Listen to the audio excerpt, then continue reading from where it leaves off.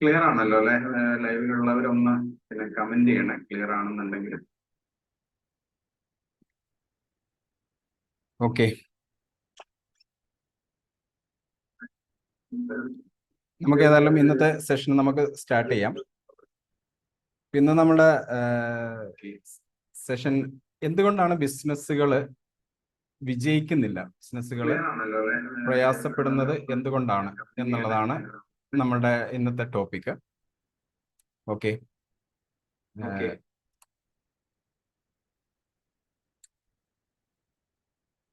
അതേപോലെ ഈ ബിസിനസ്സുകൾ വിജയിക്കാതിരിക്കുന്നതിന്റെ കാരണങ്ങളും അതിന്റെ പരിഹാരങ്ങളും ഇതാണ് നമ്മൾ ഇന്ന് ഡിസ്കസ് ചെയ്യുന്നത്.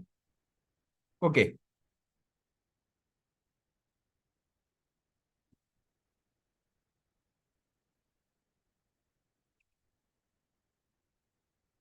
ഇപ്പോൾ എല്ലാവർക്കും പിന്നെ ബിസിനസ് ചെയ്യുന്ന ആളുകൾ തന്നെ ആയിരിക്കും എല്ലാവരും.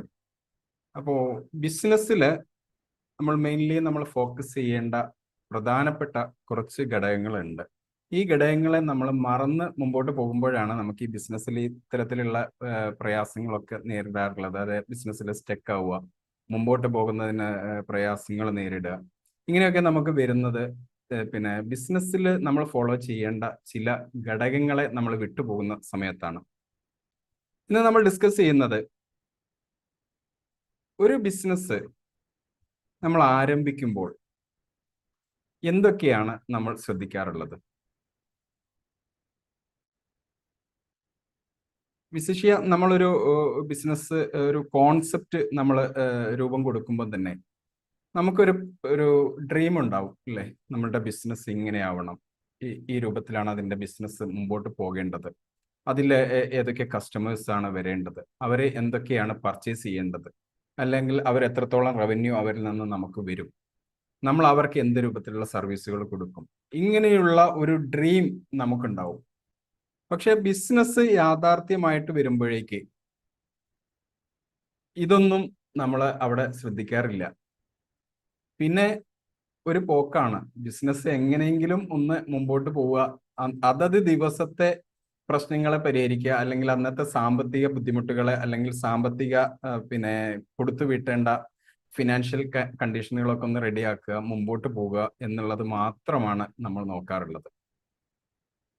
അപ്പം ബിസിനസ്സുകൾ വിജയിക്കണമെങ്കിൽ, വിപണിയിൽ ബിസിനസ്സുകൾ വിജയിക്കണമെങ്കിൽ ബിസിനസ്സുകൾക്ക് ചില ഘടകങ്ങൾ പ്രധാനമായിട്ട് നമുക്കുണ്ടാവേണ്ടതുണ്ട്. അതിൽ ആദ്യത്തെ ഒരു ഘടകം, ഇന്ന് നമ്മൾ 5 കാര്യങ്ങളെക്കുറിച്ചാണ് നമ്മൾ മെയിൻലി ഇന്ന് സംസാരിക്കുന്നത്. ഈ 5 ഘടകങ്ങൾ നമ്മുടെ ബിസിനസ്സിൽ കറക്റ്റായിട്ട് റൺ ചെയ്ത് കഴിഞ്ഞാൽ നമ്മുടെ ബിസിനസ് വിജയിക്കും. 100% ഷുവറാണത്. ഇതിൽ ഏതെങ്കിലും ഒരു ഘടകത്തെ നമുക്ക് പ്രയാസത്തിലേക്ക് പോവുക, അല്ലെങ്കിൽ നമ്മൾ അതിന് പിന്നെ വലിയ പ്രാധാന്യം കൊടുക്കാതെ പോവുക ഒക്കെ ചെയ്യുമ്പോഴാണ് ബിസിനസ് എന്താവുന്നത്, വിപണിയിൽ പരാജയപ്പെട്ടു പോകുന്നത്. ആദ്യത്തെ ഘടകം, വിപണിയിൽ നമ്മൾ തുടങ്ങിയ ബിസിനസിന്റെ ആവശ്യമുണ്ടോ എന്നുള്ളതാണ് ആദ്യം ചിന്തിക്കേണ്ടത്. ഒരു റെസ്റ്റോറൻറ്റ് നമ്മൾ ആരംഭിക്കുന്നു എന്ന് കരുതുക. നമ്മൾ റെസ്റ്റോറൻറ്റ് ആരംഭിക്കുന്ന നമ്മുടെ ആ ലൊക്കേഷനിൽ എത്ര റെസ്റ്റോറൻറ്റുകൾ പ്രവർത്തിക്കുന്നുണ്ട് എന്നുള്ളത് നിങ്ങൾ തിരിച്ചറിഞ്ഞിട്ടുണ്ടോ എന്നുള്ളതാണ് ആദ്യത്തെ ചോദ്യം. ഒരു റെസ്റ്റോറൻറ്റ് ബിസിനസ് ചെയ്യുന്ന ആള്, അല്ലെങ്കിൽ ആരംഭിക്കാൻ വേണ്ടി പ്ലാൻ ചെയ്യുന്ന ആള്, ആ വിപണിയിൽ എത്ര റെസ്റ്റോറൻറ്റുകൾ പ്രവർത്തിക്കുന്നുണ്ട് എന്നുള്ളതിനെക്കുറിച്ച് വ്യക്തമായിട്ടുള്ള ഒരു ധാരണ അദ്ദേഹത്തിന് ഉണ്ടാവണം. ഇങ്ങനെ ഇല്ലാതെ വരുന്ന സമയത്ത് എന്താണ് സംഭവിക്കുന്നത്?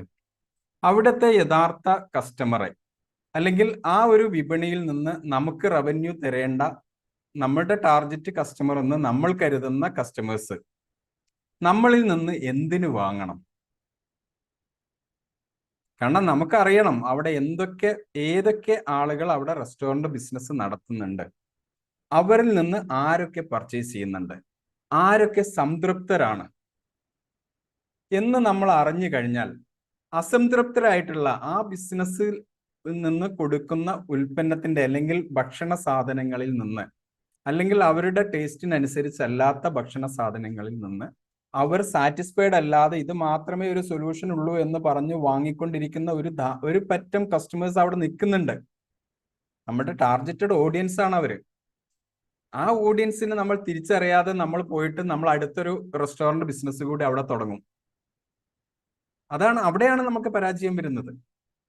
നമുക്ക് ആവശ്യമുള്ള ഒരു ഓഡിയൻസ് ആ മാർക്കറ്റിൽ ഉണ്ടെങ്കിൽ തന്നെ ആ ഓഡിയൻസിനെ നമ്മൾ തിരിച്ചറിയാതെ പോയിട്ട് നമ്മൾ ബിസിനസ് അവിടെ ആരംഭിക്കും. എന്താ സംഭവിക്കുന്നത്? നിലവിലുള്ള റെസ്റ്റോറന്റുകൾ ഏതൊക്കെയാണ് എന്നും അവിടെ എന്തൊക്കെ വിപണനം നടത്തുന്നുണ്ട് എന്നും അല്ലെങ്കിൽ എന്തൊക്കെ ഉൽപ്പന്നങ്ങളാണ് അവരെ വിൽക്കുന്നത് എന്നും നമ്മൾ തിരിച്ചറിയുന്നില്ല, നമ്മൾ ചിന്തിക്കുന്നില്ല ആ കാര്യങ്ങൾ. ആ ഉൽപ്പന്നങ്ങൾക്ക് കസ്റ്റമർ ഉണ്ടോ? ആ കസ്റ്റമർ സാറ്റിസ്ഫൈഡ് ആയിട്ട് തന്നെയാണോ ആ ഉൽപ്പന്നങ്ങളൊക്കെ വാങ്ങിക്കഴിക്കുന്നത്? ഇങ്ങനെ അതിനെക്കുറിച്ച് വ്യക്തമായിട്ട് നമ്മൾ അറിഞ്ഞതിന് ശേഷം നമ്മളൊരു ബിസിനസ് ആരംഭിക്കുകയാണെങ്കിൽ അവിടെ അൺസാറ്റിസ്ഫൈഡ് ആയിട്ടുള്ള ഈ ഉൽപ്പന്നങ്ങളിൽ ഒന്നും സാറ്റിസ്ഫൈഡ് അല്ലാത്ത ഒരു വിഭാഗം കസ്റ്റമറെ നമുക്ക് അവിടെ കണ്ടെത്താൻ കഴിയും. അവിടെയാണ് നമ്മൾ വിപണിയിലെ നമ്മളുടെ ബിസിനസ്സിന് ആവശ്യമുണ്ടോ എന്നുള്ളത് നമ്മൾ മനസ്സിലാക്കുന്നത്.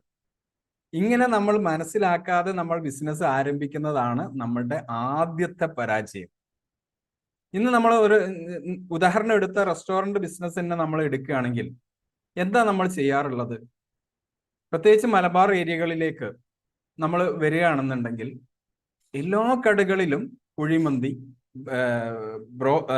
ഫ്രൈഡ് ചിക്കൻ, അൽഫാം, ഇത് തന്നെയാണ് എല്ലാ റെസ്റ്റോറന്റുകളും എന്ത് ചെയ്യുന്നത്? കസ്റ്റമർക്ക് വേണ്ടി സജസ്റ്റ് ചെയ്ത് കൊടുക്കുന്നത്.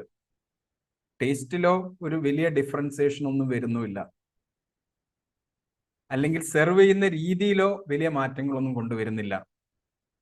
അപ്പൊ കസ്റ്റമർ ആഗ്രഹിക്കുന്നുണ്ട്, ഒന്നുകിൽ അവർക്ക് ഈ ടേസ്റ്റിൽ നിന്ന് വ്യത്യസ്തമായിട്ടുള്ള ഒരു ടേസ്റ്റിൽ കഴിക്കാൻ വേണ്ടിയിട്ട് അവർ ആഗ്രഹിക്കുന്നുണ്ടാകാം. ആ സെർവ് ചെയ്ത് കിട്ടുന്ന പ്രസന്റേഷൻ രീതികളൊന്ന് മാറ്റാൻ വേണ്ടിയിട്ട് കസ്റ്റമർ ആഗ്രഹിക്കുന്നുണ്ടാവാം, ഇല്ലേ? ആസ് എ കസ്റ്റമർ, നിങ്ങളൊരു കസ്റ്റമർ ആയിട്ട് നിങ്ങളൊരു റെസ്റ്റോറൻറ്റിൽ നിങ്ങൾ പോവുകയാണെങ്കിൽ നിങ്ങളൊന്ന് വിലയിരുത്തുക.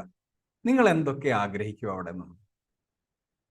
അതൊക്കെ നിങ്ങൾക്ക് ആ റെസ്റ്റോറൻറ്റിൽ നിന്ന് കിട്ടുന്നുണ്ടോ? കിട്ടുന്നില്ലെങ്കിൽ നിങ്ങൾ അൺസാറ്റിസ്ഫൈഡ് അല്ലേ? ഈ സർവീസുകളൊക്കെ കിട്ടുന്ന റെസ്റ്റോറൻറ്റ് ഉണ്ടായിരുന്നു എങ്കിൽ നിങ്ങൾ അവിടെ പോകുമായിരുന്നില്ലേ? ഇതാണ് നമ്മൾ ആ വിപണിയിലെ ആവശ്യങ്ങളെ പരിഗണിക്കുന്ന സമയത്ത് നമ്മളുടെ റെസ്റ്റോറൻറ്റ് ബിസിനസ് ഏത് ആവശ്യങ്ങളെ പൂർത്തീകരിക്കാൻ വേണ്ടിയിട്ടാണോ നമ്മൾ ആരംഭിക്കുന്നത് എന്നുള്ളതിന് നമുക്ക് കൃത്യമായിട്ടുള്ള ഒരു ധാരണ ഉണ്ടായിരിക്കണം. ഇങ്ങനെ ധാരണയില്ലാതെ ആരംഭിക്കുന്ന ബിസിനസ്സുകൾ പരാജയപ്പെടും. ഓക്കെ, ഇതെങ്ങനെയാണ് നമുക്ക് കണ്ടെത്താൻ കഴിയുക?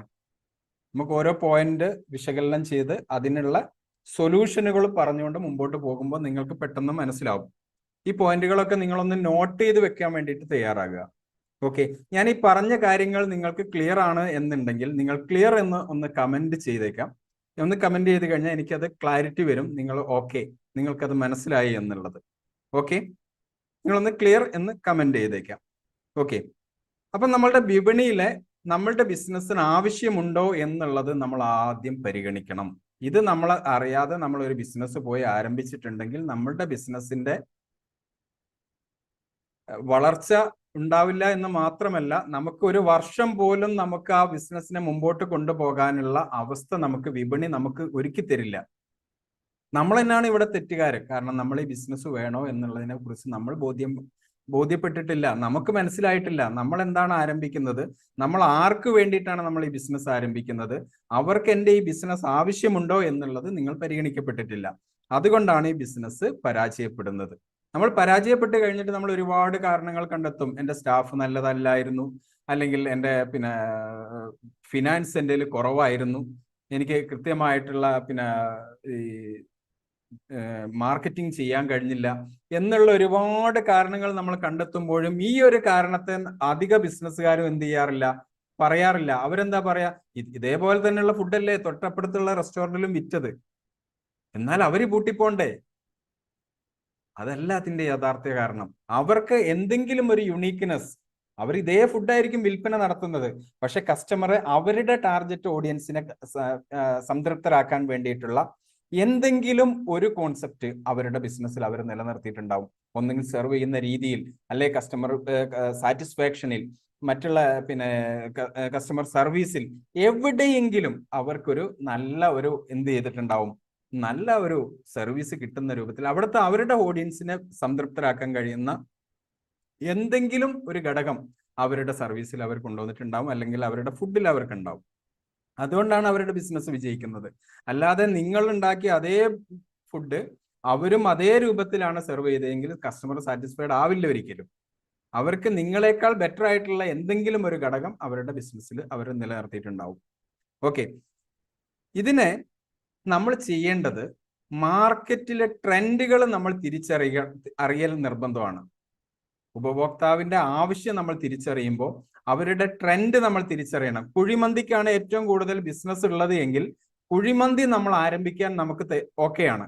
പക്ഷെ ആ കുഴിമന്തി നമ്മൾ കൊടുക്കുന്ന രീതിയിൽ, അല്ലെങ്കിൽ അതിന്റെ ടേസ്റ്റിൽ, അതിന്റെ കസ്റ്റമർ സാറ്റിസ്ഫാക്ഷൻ കൊണ്ടുവരേണ്ട എന്താണോ നമുക്ക് ഒരു യുണീക്കായിട്ട് കൊണ്ടുവരാൻ കഴിയുന്നത്, അതിൽ നമ്മൾ എന്ത് ചെയ്യണം, ഒരു യുണീക്ക്നെസ് കൊണ്ടുവരണം. മറ്റുള്ളവർ ചെയ്യുന്ന അതേപോലെ നമ്മൾ ചെയ്യുന്നതിന് പകരം അതിനെന്തെങ്കിലും യുണീക്ക്നെസ് കൊണ്ടുവരാം. ഇപ്പം പല റെസ്റ്റോറൻറ്റുകളും ഞാൻ ശ്രദ്ധിച്ചിട്ടുണ്ട്, അൺലിമിറ്റഡ് റൈസ് അവർ ഓഫർ ചെയ്യുന്നുണ്ട്. ഒരു ക്വാർട്ടർ കുഴിമന്തി വാങ്ങിയാൽ കഴിക്കാൻ വന്ന ഒരു വ്യക്തിയായിരിക്കും, ആ വ്യക്തിക്ക് അൺലിമിറ്റഡ് റൈസ് എക്സ്ട്രാ വാങ്ങിക്കഴിഞ്ഞാലും പേയ്മെന്റ് ഇല്ല എന്നുള്ള രൂപത്തിൽ പറയും. പക്ഷെ അത് വളരെ ഷോർട്ട് നമ്പേഴ്സ് ഓഫ് ആളുകളാണ് അത്രത്തോളം കൂടുതലൊക്കെ കഴിക്കുള്ളൂ. അത് അവരുടെ ഒരു യുണീക്ക്നെസ് ആയിട്ട് അവർ കൊണ്ടുവന്നതാണ്. അതിപ്പം കോപ്പി പേസ്റ്റ് ചെയ്ത് ഒരുപാട് റെസ്റ്റോറൻറ്റുകളിലേക്ക് പോയി. ഞാൻ പറയുന്നത് എന്തെങ്കിലും ഒരു വ്യത്യസ്തത നിങ്ങളുടെ തൊട്ടടുത്തുള്ള റെസ്റ്റോറൻറ്റിൽ നിന്ന് നിങ്ങളുടെ ഫുഡിൽ, നിങ്ങളുടെ സർവീസിൽ, നിങ്ങളുടെ കോൺസെപ്റ്റിൽ, അല്ലെങ്കിൽ നിങ്ങളുടെ ആംബിയൻസിൽ നിങ്ങൾക്ക് കൊടുക്കാൻ കഴിഞ്ഞു കഴിഞ്ഞാൽ കസ്റ്റമർ സാറ്റിസ്ഫൈഡ് ആവും. അതിനെ ബേസ് ചെയ്തുകൊണ്ട് വരേണ്ട ഒരു ടാർഗറ്റ് ഓഡിയൻസ് നിങ്ങളുടെ റെസ്റ്റോറൻറ്റുകളിലേക്ക് എത്തും, അല്ലെങ്കിൽ നിങ്ങളുടെ ബിസിനസ്സിലേക്ക് എത്തും. ഓക്കെ, ഇവിടെ നമ്മൾ ചെയ്യുന്ന തെറ്റെന്താണ് എന്നുള്ളത് നിങ്ങൾക്ക് മനസ്സിലായി എന്ന് ഞാൻ വിചാരിക്കുന്നു. ഒന്ന്, നമ്മൾ ചെയ്യുന്ന ഏറ്റവും വലിയ തെറ്റ് എന്ന് പറഞ്ഞത് നമ്മുടെ വിപണിയെക്കുറിച്ച് നമ്മൾ മനസ്സിലാക്കുന്നില്ല എന്നുള്ളതാണ്. ഞാൻ പറഞ്ഞു, ആദ്യം നിങ്ങൾ ഒരു റെസ്റ്റോറൻറ്റ് തുടങ്ങാൻ പോകുന്ന ഒരു മാർക്കറ്റിൽ, അല്ലെങ്കിൽ ആ ലൊക്കേഷനിൽ എത്ര റെസ്റ്റോറൻറ്റ് ഉണ്ട് എന്നും അവരുടെ ബിസിനസ് എത്രത്തോളം ഉണ്ട് എന്നുള്ളതും നിങ്ങൾക്ക് മനസ്സിലാക്കാൻ കഴിയണം.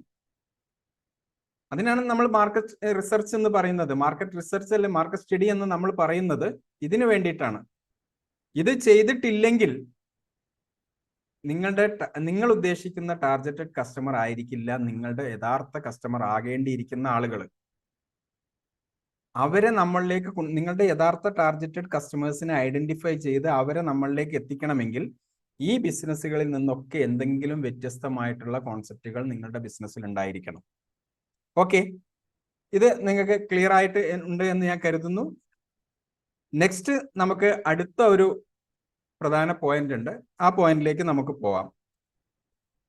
ഫിനാൻസ് ആണ് അടുത്ത ഏറ്റവും പ്രധാനപ്പെട്ട വില്ലനായിട്ട് ബിസിനസിന്റെ വിജയത്തിന് തടസ്സമാകുന്ന ഘടകം.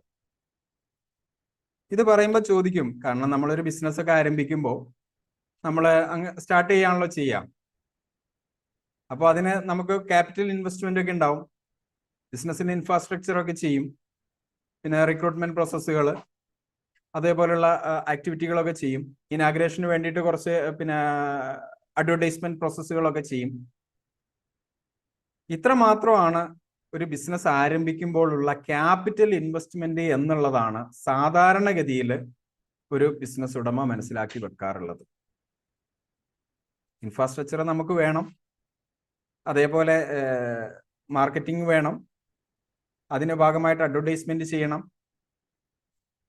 ഇതിനൊക്കെ അപ്പുറത്തേക്ക് ഒരു ഫിനാൻസ് മാനേജ്മെന്റ് സിസ്റ്റം നമ്മുടെ കയ്യിലില്ലെങ്കിൽ സാമ്പത്തികമായിട്ട് നമ്മൾ വലിയ ഞെരുക്കത്തിലേക്ക് പോകും. കാരണം നമുക്കൊരു ബിസിനസ് ആരംഭിക്കുമ്പോൾ ഒരു വർഷമെങ്കിലും നമ്മുടെ ബിസിനസ്സിലെ നമ്മൾ പ്രതീക്ഷിക്കുന്ന റവന്യൂ വന്നിട്ടില്ലെങ്കിൽ പോലും നമുക്ക് മുമ്പോട്ട് പോകാൻ കഴിയുന്ന രൂപത്തിലുള്ള ഒരു വർക്കിംഗ് ക്യാപിറ്റൽ കൂടി നമ്മുടെ ബിസിനസ്സിൽ ഉണ്ടാവണം. ഇത് ഒട്ടുമിക്ക ബിസിനസ് ഉടമകളും എന്ത് ചെയ്യാറില്ല, ശ്രദ്ധിക്കാറില്ല എന്നുള്ളത് മാത്രമല്ല, ഏകദേശം ഒരു 3 മാസമൊക്കെ ആകുമ്പോഴേക്ക് ഇവർ പ്രതീക്ഷിച്ച രൂപത്തിലുള്ള ബിസിനസ്സുകളൊന്നും ഇതിലേക്ക് വരില്ല. ബിസിനസ് ഉടമ കരുതി എന്തായിരിക്കും, ബിസിനസ് അങ്ങ് ഇനാഗ്രേഷൻ ചെയ്ത് അങ്ങ് ഓപ്പൺ ചെയ്ത് കഴിഞ്ഞാൽ ഇതങ്ങ് റൺ ചെയ്തോളും, ഇതിൽ നിന്ന് ഒരുപാട് റവന്യൂ ഇങ്ങനെ വന്നുകൊണ്ട് ഇരിക്കും, ഇതിൽ നിന്ന് എടുത്തുകൊണ്ട് ചെലവഴിച്ചുകൊണ്ട് നമുക്ക് മുമ്പോട്ട് പോകാം എന്നുള്ളതാണ് ഒരു ബിസിനസ് ഉടമ ധരിക്കാറുള്ളത്. ഇങ്ങനത്തെ ആളുകൾ ബിസിനസ് തുടങ്ങാതിരിക്കുന്നതാണ് അവരുടെ പണത്തെ സംരക്ഷിക്കാനുള്ള ഏറ്റവും നല്ല മാർഗം എന്നുള്ളതാണ് എനിക്ക് പറയാനുള്ളത്. കാരണം ഇന്ന് വിപണിയിലുള്ള ബിസിനസ്സുകളിൽ ഒരു 80% ബിസിനസ്സുകളും പരാജയപ്പെടുന്നത് അവരുടെ സാമ്പത്തിക മാനേജ്മെന്റിലുള്ള പരാജയമാണ് എന്നുള്ളത് പറയേണ്ടി വരും. കാരണം ഒന്ന്, ഫിനാൻസ് മിസ്മാനേജ്മെന്റ്. ഫിനാൻസ് മിസ്മാനേജ്മെന്റ് എന്ന് പറയുന്നത് അവർക്ക് കൃത്യമായിട്ടുള്ള ഒരു ബഡ്ജറ്റിംഗ് ഇല്ല. അവരുടെ ബിസിനസ് എങ്ങനെ മുമ്പോട്ട് കൊണ്ടുപോകണം, ബിസിനസ് മുമ്പോട്ട് റൺ ചെയ്യണമെങ്കിൽ അവരുടെ ഒരു ഫിനാൻസ് ബഡ്ജറ്റിംഗ് അവർക്കില്ല. ഞാൻ ഫിനാൻസ് ബഡ്ജറ്റിംഗ് ഒക്കെ പറയുന്ന ഒരു വലിയ വേർഡായിട്ട് നിങ്ങൾ കാണണ്ട. അത് നമ്മുടെ ദൈനംദിന പ്രവർത്തനങ്ങൾ മുമ്പോട്ട് കൊണ്ടുപോകാൻ വേണ്ട ക്യാഷ് എത്രയാണ് എന്നുള്ളത് പോലും ബിസിനസ് ഉടമയ്ക്ക് അറിയില്ല എന്നുള്ളതാണ് ഇതിന്റെ യാഥാർത്ഥ്യം. ഇങ്ങനെ ബിസിനസ് മുമ്പോട്ട് കൊണ്ടുപോകുമ്പോൾ എവിടെയാണ് എനിക്ക് ലൂസിങ് സംഭവിക്കുന്നത്, എവിടെയാണ് എനിക്ക് ഫിനാൻസ് ലൂസ് ചെയ്യപ്പെടുന്ന ഹോളുകൾ ഉള്ളത് എന്നുള്ളത് ഇദ്ദേഹത്തിന് അറിയില്ല. കാരണം അദ്ദേഹത്തിന്റെ ഒരു യൂട്ടിലിറ്റി എക്സ്പെൻസുകൾ എത്ര വരുന്നു. നമ്മളിപ്പോൾ ഉദാഹരണമായിട്ട് എടുത്ത റെസ്റ്റോറന്റ് തന്നെ എടുക്കുകയാണെങ്കിൽ അദ്ദേഹത്തിന്റെ ഒരു ദിവസത്തെ ഫുഡ് കോസ്റ്റിംഗ് എത്രയാണ് വരുന്നത്, ടോട്ടൽ റവന്യൂ എത്ര, ഈ ടോട്ടൽ റവന്യൂവിൽ നിന്ന് അദ്ദേഹത്തിന്റെ ഈ ടോട്ടൽ എക്സ്പെൻസ് കുറച്ച് കഴിഞ്ഞാൽ അദ്ദേഹത്തിന് ലാഭം നേടാൻ കഴിയുന്നുണ്ടോ എന്നുള്ളത് നോക്കാനുള്ള ഒരു അറിവ് പോലും ഒരു ഭൂരിഭാഗം ബിസിനസ്സുകാരിലും കാണുന്നില്ല എന്നുള്ളതാണ്. ഞങ്ങൾ പല ബിസിനസ്സുകളും വിസിറ്റ് ചെയ്യുമ്പോൾ, കൺസൾട്ടിങ്ങിന്റെ ഭാഗമായിട്ടൊക്കെ വിസിറ്റ് ചെയ്യുന്ന സമയത്ത് നമുക്ക് വലിയ പ്രയാസം തോന്നും. കാരണം ഇവരുടെ ദൈനംദിന ചിലവുകൾ എത്രയാണ് എന്ന് ചോദിച്ചു കഴിഞ്ഞാൽ അവരിൽ ഒരു കണക്കുമില്ല. അത് അവിടുന്ന് കൊടുക്കും, ഇവിടുന്ന് കൊടുക്കും, കുറച്ചൊക്കെ ഞാൻ എൻ്റെ പോക്കറ്റിൽ നിന്ന് എടുത്തു കൊടുക്കും. എന്നിട്ട് വൈകുന്നേരം പോകുമ്പോൾ ഈ പെട്ടിയിലുള്ള ക്യാഷൊക്കെ എടുത്തിട്ട് ഒരു ബാഗിലോ അല്ലെങ്കിൽ സ്വന്തം പോക്കറ്റിലോ ഇട്ട് വീട്ടിലേക്ക് പോകും. എവിടെയാ ഇതിന് കണക്ക്? ഈ ഫിനാൻസ് മിസ്മാനേജ്മെന്റ് സംഭവിച്ചാൽ തന്നെ, ഫിനാൻസ് ആണല്ലോ ഏതൊരു ബിസിനസിന്റെ നിലനിൽപ്പ് എന്ന് പറഞ്ഞാൽ എന്തിനു വേണ്ടിയിട്ടാണ് നമ്മൾ ബിസിനസ് ചെയ്യുന്നത്? ലാഭം നേടാൻ വേണ്ടിയിട്ടാണ് ബിസിനസ് ചെയ്യുന്നത്. ലാഭം നേടാൻ അല്ലെങ്കിൽ നമുക്ക് ചാരിറ്റി പ്രവർത്തനത്തിന് പോയാൽ മതിയല്ലോ, അല്ലേ? ശരിയല്ലേ? ഞാൻ പറയുന്നതിൽ എന്തെങ്കിലും മിസ്റ്റേക്ക് നിങ്ങൾക്ക് കാണുന്നുണ്ടെങ്കിൽ നിങ്ങൾക്ക് കമന്റ് ചെയ്യാം. കാരണം നമ്മൾ ബിസിനസ് ചെയ്യുന്നത് എന്തിനാ? ലാഭം നേടാൻ വേണ്ടിയിട്ടാ. അപ്പൊ നമ്മളുടെ കൃത്യമായിട്ട് നമ്മളുടെ ചിലവുകൾ എത്രയാണ് വരുന്നത് എന്നുള്ളതിന് ഒരു ധാരണ ഇല്ല എങ്കിൽ ആ ബിസിനസ്സിനെ മുമ്പോട്ട് കൊണ്ടുപോകാൻ ഒരിക്കലും കഴിയില്ല. ബിസിനസ്സിനെ വിജയിപ്പിക്കാൻ ഇനി ദൈവം വന്നാൽ പോലും കഴിയില്ല എന്നുള്ളത് പറയേണ്ടി വരും. കാരണം എന്താ? ബിസിനസിന്റെ ചെലവ് എത്രയാണ് എന്നുള്ളത്, വരുമാനം എത്ര വരുന്നുണ്ടോ അതിന് എത്ര ചെലവാകുന്നുണ്ട് എന്നുള്ളത് അറിഞ്ഞെങ്കിൽ മാത്രമാണ് അത് ലാഭമാണോ നഷ്ടമാണോ, ഇതിൽ എന്തെങ്കിലും മാറ്റങ്ങൾ വരുത്തണോ, ഈ ബിസിനസ്സുമായിട്ട് ഞാൻ മുമ്പോട്ട് പോയിട്ട് കാര്യമുണ്ടോ എന്നുള്ളത് വിലയിരുത്തണമെങ്കിൽ ഇതിന്റെ ഫിനാൻസ് മാനേജ്മെന്റ് കറക്റ്റ് ആയിരിക്കണം. അതേപോലെ തന്നെ ചെലവുകൾ, അനിയന്ത്രിതമായിട്ടുള്ള ചെലവുകൾ ചില ബിസിനസ്സുകളിൽ നമ്മൾ കാണാറുണ്ട്. എന്താണെന്ന് ചോദിച്ചാല് ഒട്ടുമിക്ക ബിസിനസ്സുകളിലും ബിസിനസ് ഓണർ തന്നെയാണ് ഫിനാൻസ് കൈകാര്യം ചെയ്യുന്നത് കാണാറുള്ളത്. അതിന് മറ്റാരും അനുവദിക്കാറൊന്നുമില്ല, അവരെന്നെ സ്വയം. കാരണം അതാണ് സേഫ്റ്റി എന്നുള്ള രൂപത്തിലാണ് പല ആളുകളും മനസ്സിലാക്കിയിട്ടുള്ളത്.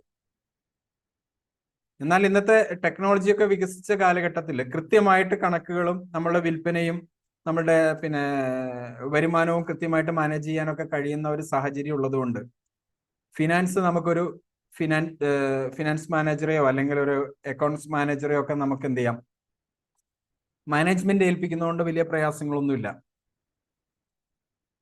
ഈ ഒരു കാരണം പറഞ്ഞുകൊണ്ട് ബിസിനസ് ഓണർ തന്നെ ഈ ഫിനാൻസ് മാനേജ് ചെയ്യുമ്പോൾ ഉണ്ടാവുന്ന ഒരു പ്രയാസം, ഇദ്ദേഹത്തിന്റെ പേഴ്സണൽ എക്സ്പെൻസുകൾ, വ്യക്തിപരമായിട്ടുള്ള ചെലവുകൾ പോലും ഇദ്ദേഹം ഈ ബിസിനസ്സിൽ നിന്നുള്ള പണം ഉപയോഗിച്ചുകൊണ്ട് ചെയ്യുന്നത് നമ്മൾ ഇന്ന് കാണുന്നുണ്ട്. ഇങ്ങനെ ചെയ്യുന്ന ബിസിനസ്സുകൾക്ക് ദീർഘകാലം മുമ്പോട്ട് പോകാൻ കഴിയില്ല. കാരണം ബിസിനസ് എന്ന് പറഞ്ഞത് ഒരു എൻറ്റിറ്റിയാണ്, അല്ലേ? ബിസിനസ് ഞാനും നിങ്ങളും പോലെ തന്നെ ഒരു എൻറ്റിറ്റിയാണ് ബിസിനസ് എന്ന് പറയുന്നത്. ആ ബിസിനസ്സിന് ക്യാഷ് ഫ്ലോ എന്ന് പറയുന്നത് അതിന്റെ ബ്ലഡാണ്.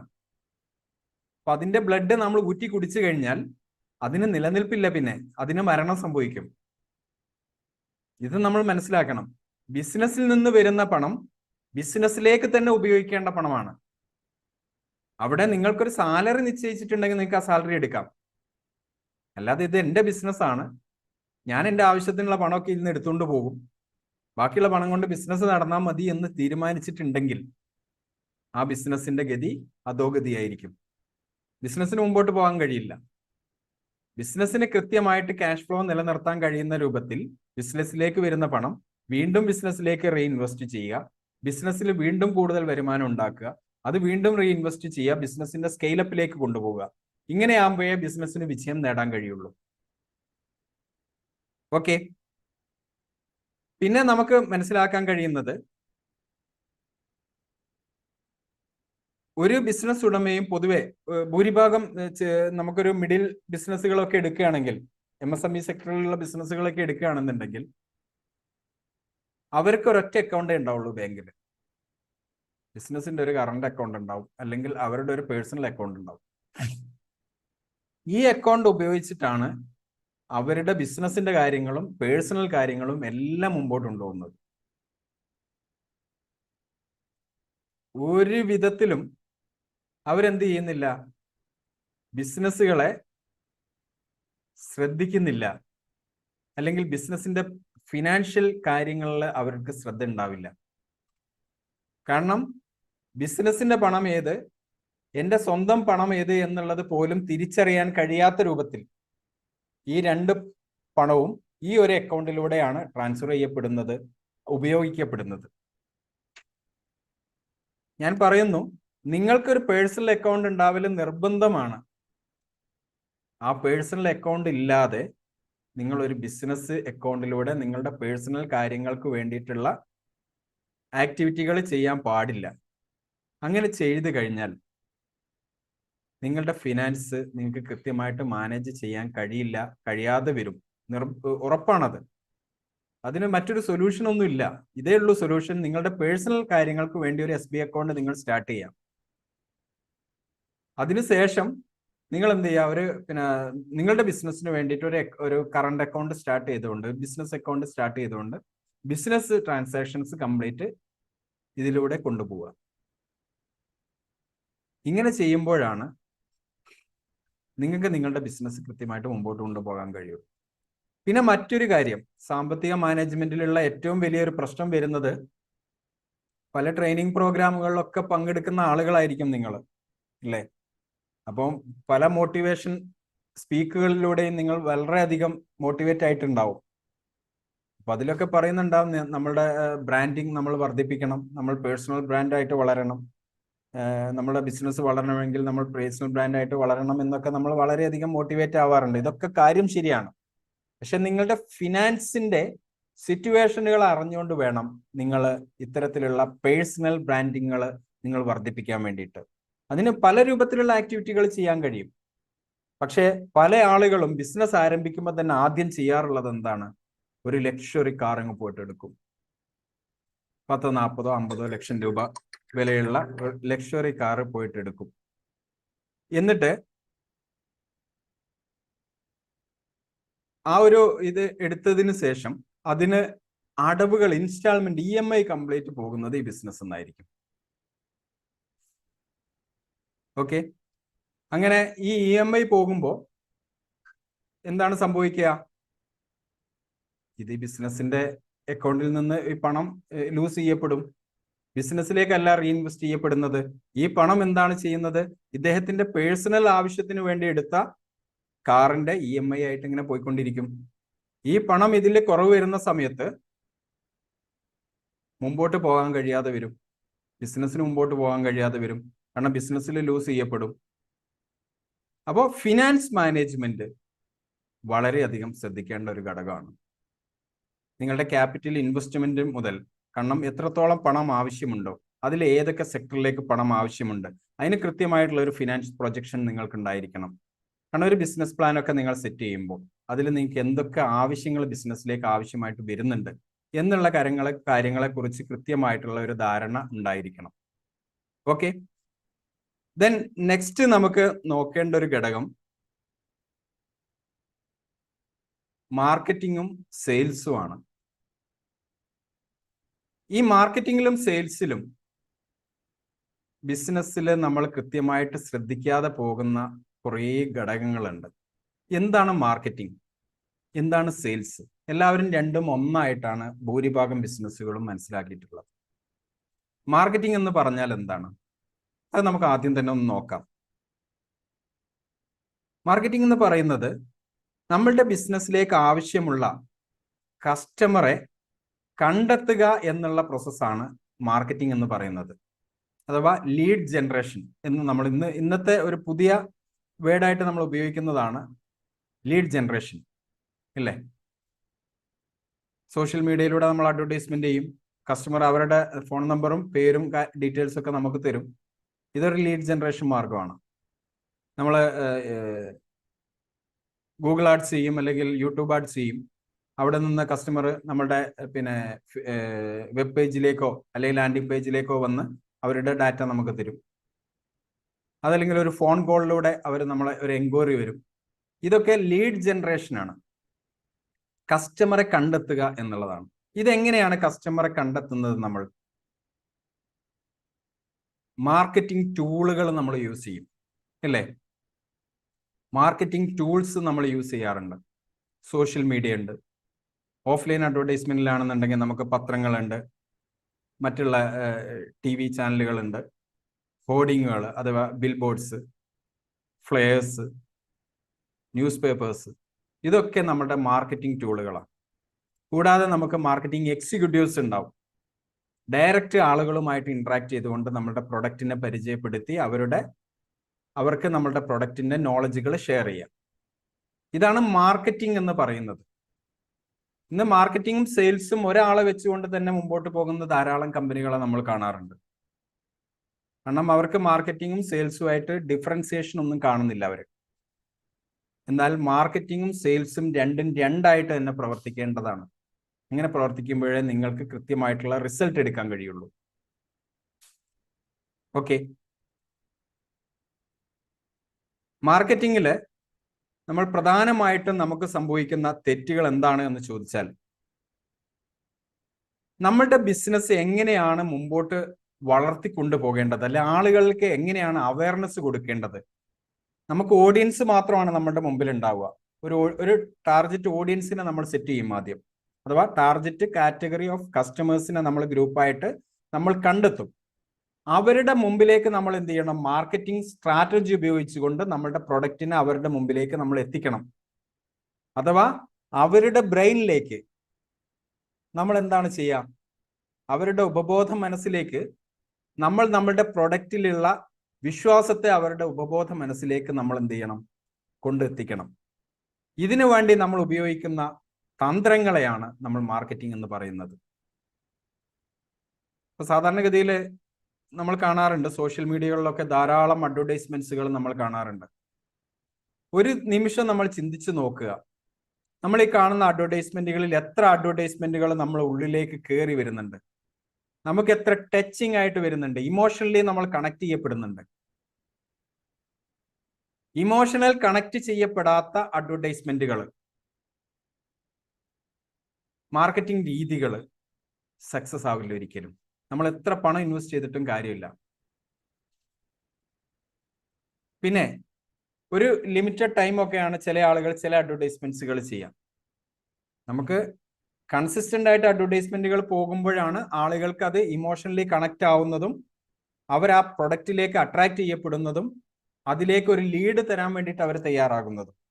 എന്നാലും നമുക്ക് ബിസിനസ് ആയിട്ടില്ല, ലീഡ് കിട്ടണമെങ്കിൽ തന്നെ ഒരുപാട് തവണ അവരെ നമ്മൾ ടച്ച് ചെയ്തുകൊണ്ടിരിക്കണം ഈ അഡ്വർടൈസ്മെന്റിലൂടെ. ഈ മാർക്കറ്റിംഗ് ടൂളിലൂടെ. ഇങ്ങനെ നമ്മൾ ടച്ച് ചെയ്തുകൊണ്ടിരിക്കുമ്പോഴാണ് അവര് ഒരു തവണ അവരുടെ ഒരു ഫോൺ നമ്പറും പേരും നമുക്ക് തരാൻ വേണ്ടിയിട്ട് തയ്യാറാകുക. എന്നാലും ബിസിനസ് അവിടെ നടന്നിട്ടില്ല. പിന്നെ നമ്മൾ അതിൽ എന്ത് ചെയ്യണം?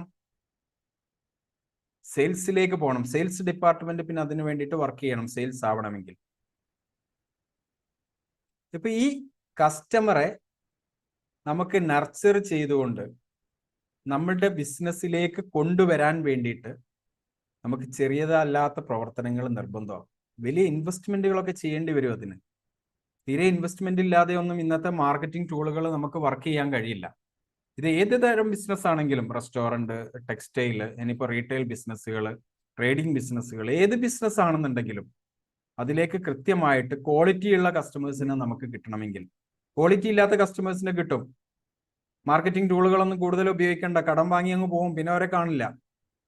ബിസിനസ് ഒരു കൊല്ലം കൊണ്ട് അടച്ചു പൂട്ടി പോകും നമ്മുടെ. നമുക്ക് നല്ല ക്വാളിറ്റിയുള്ള കസ്റ്റമേഴ്സിനെ, നമ്മൾ ടാർഗറ്റ് ചെയ്ത കസ്റ്റമേഴ്സിൽ തന്നെ നല്ല ക്വാളിറ്റിയുള്ള കസ്റ്റമേഴ്സിനെ കിട്ടണമെങ്കിൽ ഇമോഷണലി അവരുമായിട്ട് കണക്ട് ചെയ്യാൻ കഴിയുന്ന രൂപത്തിലുള്ള മാർക്കറ്റിംഗ് ടൂളുകൾ നമുക്ക് ഉപയോഗിക്കാൻ വേണ്ടിയിട്ട് നമുക്ക് കഴിയണം. അത് മാത്രം പോരാ, ഈ ടൂളുകൾ ഉപയോഗിച്ചുകൊണ്ട് അവരെ നർച്ചർ ചെയ്യുന്നത് തുടർച്ചയായിട്ട് നമ്മൾ അവരെ മുമ്പിലേക്ക് എത്തിക്കൊണ്ടിരിക്കണം. എങ്ങനെയാണ് അഡ്വർടൈസ്മെന്റിന്റെ ഒരു സിസ്റ്റം ആദ്യം രൂപം കൊണ്ടത് എന്നുള്ളത് അതിന്റെ ഒരു ഹിസ്റ്ററി നോക്കിയാൽ തന്നെ നമുക്കറിയാം. അതിന്റെ ഒരു ഹിസ്റ്ററി ഇങ്ങനെയാണ് എന്നാണ് പറയപ്പെടുന്നത്.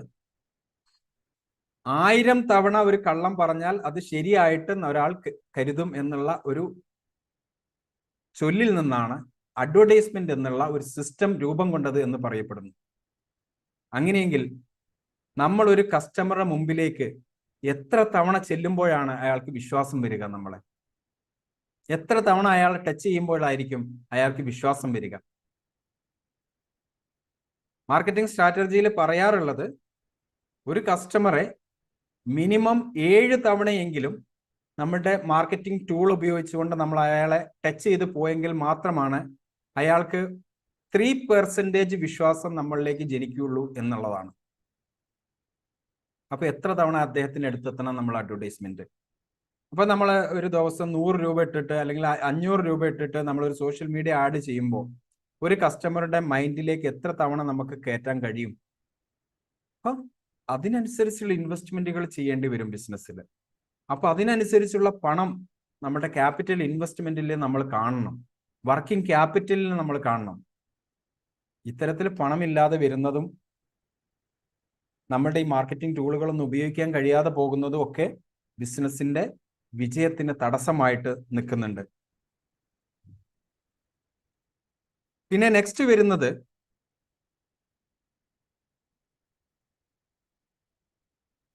നമ്മുടെ പ്രസൻസ് ആളുകളുടെ മുമ്പിൽ കുറഞ്ഞു പോകുന്നതാണ് ഏറ്റവും പ്രധാനപ്പെട്ട കാര്യം. നമ്മൾ കുറച്ചു കാലം കണ്ടിന്യൂസ് ആയിട്ട് പരസ്യം ചെയ്യും, എന്നിട്ട് ഒറ്റ സ്റ്റോപ്പ് ചെയ്യല, റിസൾട്ട് ഒന്നുമില്ല. ഇതാ പറയാ, റിസൾട്ട് ഒന്നും കിട്ടിയിട്ടില്ല, സ്റ്റോപ്പ് ചെയ്തു. ഇവിടെ നമ്മൾ കരുതേണ്ടത്, നമ്മൾ ചിലപ്പോൾ ആ സ്റ്റോപ്പ് ചെയ്തിരിക്കുന്ന ആ ഒരു പോയിന്റ് ഉണ്ടല്ലോ, അവിടെ നിന്ന് നിങ്ങളൊരു ഇതുവരെ ചെയ്തിരുന്നതിന്റെ ഒരു 10% കൂടി നിങ്ങൾ ഇൻവെസ്റ്റ് ചെയ്യാൻ തയ്യാറായി കഴിഞ്ഞിരുന്നു എങ്കിൽ, അല്ലെങ്കിൽ നിങ്ങൾ അതുവരെ ചെയ്തിരുന്ന അഡ്വർടൈസ്മെന്റിലെ നിങ്ങളൊന്നും ഒരു മാറ്റം വരുത്തി നിങ്ങൾ ഒന്നും കൂടി നിങ്ങളത് റീഇൻവെസ്റ്റ് ചെയ്തുകൊണ്ട് നിങ്ങളുടെ ഓഡിയൻസിലേക്ക് എത്തിച്ചിരുന്നുവെങ്കിൽ നിങ്ങൾക്ക് അവിടെ രക്ഷപ്പെടാനുള്ള ഒരു മാർഗം തെളിയുമായിരുന്നു. ഏറ്റവും അവസാനം നെപ്പോളിയൻ ഹില്ലിന്റെ ഒരു ബുക്കിൽ പറയുന്നുണ്ട്, 3 അടി താഴ്ചയിൽ സ്വർണമുണ്ട് എന്നുള്ളത് അറിയാതെ അതിലൊരു കഥാപാത്രം എന്ത് ചെയ്യുന്നുണ്ട്? പിന്തിരിഞ്ഞു പോകുന്നുണ്ട്. നെപ്പോളിയൻ ഹില്ലിന്റെ തിങ്ക് ആൻഡ് ഗ്രോ റിച്ച് എന്ന ബുക്കിലൂടെ നമ്മൾ വായിക്കുമ്പോൾ നമുക്ക് മനസ്സിലാവും അത്. 3 അടി താഴ്ചയിൽ സ്വർണ്ണമുണ്ട്. ആ 3 അടിയുടെ മുകളിൽ വെച്ചിട്ട് അദ്ദേഹം ഈ സ്വർണത്തിനുള്ള അന്വേഷണം അവിടെ നിർത്തുക. എന്നിട്ട് അദ്ദേഹം എന്ത് ചെയ്തു? അദ്ദേഹത്തിന്റെ ഈ സ്വർണം ശേഖരം തേടിപ്പോയിരുന്ന ആ ഉപകരണങ്ങളൊക്കെ കൊണ്ടുപോയിട്ട് അദ്ദേഹം ഒരു ആക്രിക്കാരന് കൊണ്ട് വിൽക്കുന്നു. ആക്രിക്കാരൻ എന്ത് ചെയ്തു? ഇത് വളരെ ചീപ്പായിട്ടുള്ള റേറ്റിനായി മിഷനറി ഒക്കെ കിട്ടിയത്. എന്തായാലും ഒന്ന് പരീക്ഷിച്ച് നോക്കാം, എൻ്റെ കയ്യിൽ മിഷനറി ഒക്കെ എൻ്റെ കയ്യിൽ കിട്ടിയല്ലോ. അദ്ദേഹം എന്ത് ചെയ്തു? ഒരു സ്വർണം ഉണ്ടോ എന്ന് പരീക്ഷണം നടത്താൻ കഴിയുന്ന ഒരു ശാസ്ത്രജ്ഞനെ അദ്ദേഹം കണ്ടെത്തി. ശാസ്ത്രജ്ഞൻ ഇത് നോക്കിയിട്ട് പറഞ്ഞു, ഇതിന്റെ ഒരു 3 അടി അല്ലെങ്കിൽ 4 അടി താഴ്ചയിൽ സ്വർണം കിടക്കുന്നുണ്ട്, നിങ്ങളൊന്ന് കുഴിച്ചാൽ നിങ്ങൾക്ക് അത് രക്ഷപ്പെടും. ഇദ്ദേഹം അത് ചെയ്തില്ല. ആദ്യത്തെ സ്വർണ്ണാന്വേഷി അത് ചെയ്തില്ല. ഈ ആക്രിക്കാരൻ എന്ത് ചെയ്തു? അദ്ദേഹത്തിന് ഒരു ബുദ്ധി ഉദിച്ചു. ഇദ്ദേഹം ഇങ്ങനെ ഒരു സയന്റിസ്റ്റിനെ കൊണ്ടുവന്നു, അതിനെ കൊണ്ട് ഒരു വിദഗ്ധോപദേശം എടുപ്പിച്ചു. അദ്ദേഹം കുഴിച്ചു, അദ്ദേഹത്തിന് സ്വർണം കിട്ടി. ഇത് തന്നെയാണ് ബിസിനസ്സിലെ ഭൂരിഭാഗം ബിസിനസ്സുകളിലും അഡ്വർടൈസ്മെന്റുകൾ അല്ലെങ്കിൽ പ്രൊമോഷണൽ ആക്ടിവിറ്റികൾ പരാജയപ്പെടുന്നുണ്ട് എന്നുള്ളതിന് ഏറ്റവും വലിയ ഉദാഹരണം നിങ്ങൾ വിജയത്തിന്റെ തൊട്ടടുത്ത് എത്തുമ്പോഴാണ് നിങ്ങളുടെ അഡ്വർടൈസ്മെന്റുകൾ നിങ്ങൾ അധികവും അവസാനിപ്പിക്കാറുള്ളത്. ഇതിന് നിങ്ങൾ എന്താ ചെയ്യേണ്ടത്? നല്ലൊരു സ്ട്രാറ്റജിസ്റ്റിനെ കണ്ടുകൊണ്ട് നമ്മുടെ ബിസിനസ്സിന് എന്ത് സ്ട്രാറ്റജികളാണോ ആവശ്യമുള്ളത്. എല്ലാ അഡ്വർടൈസ്മെന്റുകളൊന്നും എല്ലാ ബിസിനസ്സിലും വിജയിക്കില്ല. സോഷ്യൽ മീഡിയ അഡ്വർടൈസ്മെന്റുകൾ വിജയിക്കുന്ന ബിസിനസ്സുകളുണ്ട്, അത് വിജയിക്കാത്ത ബിസിനസ്സുകളുമുണ്ട്. അത് നമ്മൾ തിരിച്ചറിയണം.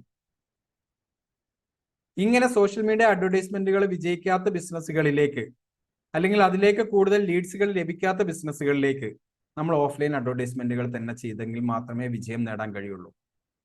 കാരണം നിങ്ങളുടെ ടാർഗറ്റ് ഓഡിയൻസിനെ ബേസ് ചെയ്തുകൊണ്ടാണ് നമ്മൾ ഡിജിറ്റൽ അഡ്വർടൈസ്മെന്റ് വേണോ അല്ലെങ്കിൽ ഓഫ്ലൈൻ അഡ്വർടൈസ്മെന്റ് വേണോ എന്നുള്ളതൊക്കെ നമ്മൾ തീരുമാനിക്കേണ്ടത്. ചിലപ്പോൾ രണ്ടും കൂടിയ ഒരു കോമ്പിനേഷൻ ആയിരിക്കും നിങ്ങളുടെ വിജയം നേടിത്തരിക.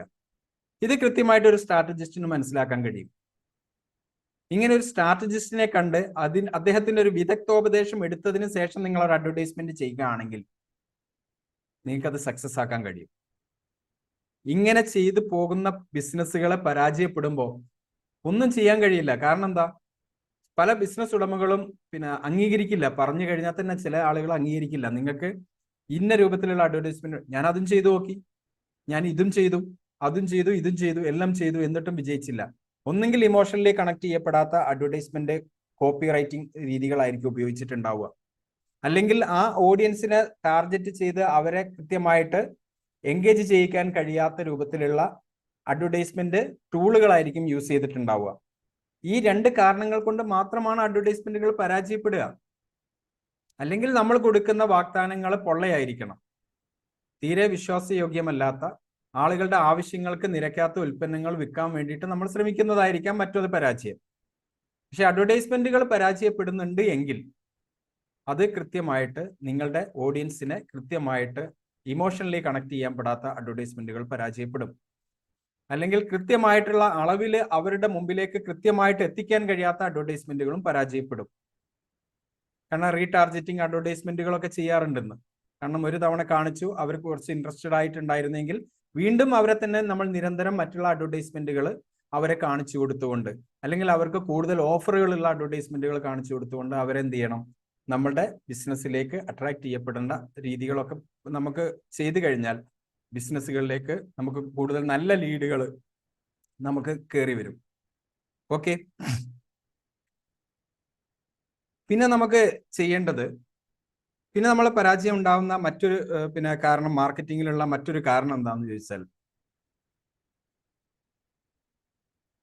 അഡ്വർടൈസ്മെന്റ് നമ്മൾ കൊടുക്കും, അല്ലെങ്കിൽ നമ്മൾ നല്ല രൂപത്തിൽ നമ്മൾ പ്രൊമോഷണൽ ആക്ടിവിറ്റികളൊക്കെ ചെയ്യും. പക്ഷേ ഇത് ഉപഭോക്താവിന് എത്രത്തോളം സാറ്റിസ്ഫൈഡ് ആണ്? നമ്മൾ നമ്മളുടെ ഇഷ്ടത്തിനനുസരിച്ച് കുറെ പ്രൊമോഷണൽ ഐഡിയാസുകളൊക്കെ കൊടുക്കുക ചെയ്യാം. കണ്ടിട്ടുണ്ടാവും, ഒരുപാട് പ്രൊമോഷണൽ ആക്ടിവിറ്റികളൊക്കെ നമ്മളിങ്ങനെ വരുന്നത് നമ്മൾ കണ്ടിട്ടുണ്ടാവും. പക്ഷേ ഇത് ഉപഭോക്താവിന് ആവശ്യമുള്ളതാണോ, അല്ലെങ്കിൽ ആ ഉപഭോക്താവ് ഇത് സ്വീകരിക്കാൻ തയ്യാറുള്ള പ്രൊമോഷനുകളാണോ എന്നുള്ളത് നമ്മൾ ടെസ്റ്റ് ചെയ്യണം ആദ്യം.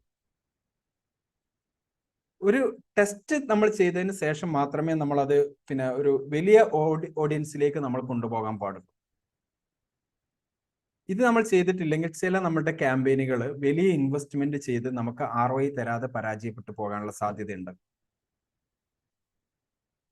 നെക്സ്റ്റ്, നമ്മുടെ വിൽപ്പനയിലുള്ള പരാജയങ്ങളാണ്. മാർക്കറ്റിംഗ് നമ്മൾ പറഞ്ഞു, ഇനി വിൽപ്പനയിലാണ് നമുക്ക് പരാജയം സംഭവിക്കാറുള്ളത്.